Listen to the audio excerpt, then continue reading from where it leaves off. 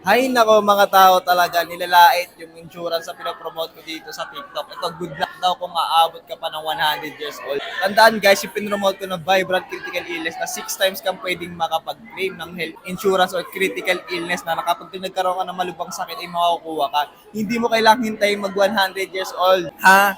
The moment na nagbayad ka, sabihin natin, 25 years old ka, kumuha ka nito. So after, sabihin natin, 30 years old ka, nagkaroon ka ng malubhang sakit, makapag-claim ka. Tapos sabihin na natin, meron ka pa rin insurance doon. Pagka 40 years old mo, nagkaroon ka na ng malubhang sakit, makakapag-claim ka. Pagka 45 years old mo, 50 years old, 60, up to 100, 6 times na ma-called ulit.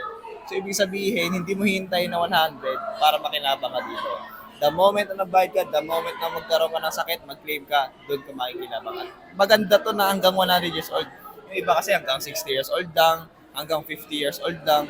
Eh paano pagkatapos nun, lumagpas ka na ng 50 years old, nagkaroon ka ng sakit, ano yun, wala ka na ma-claim, di ba? Kawawa ka naman, parang sayang yun, emergency fund na yung gagamitin mong pera instead na sa insurance company.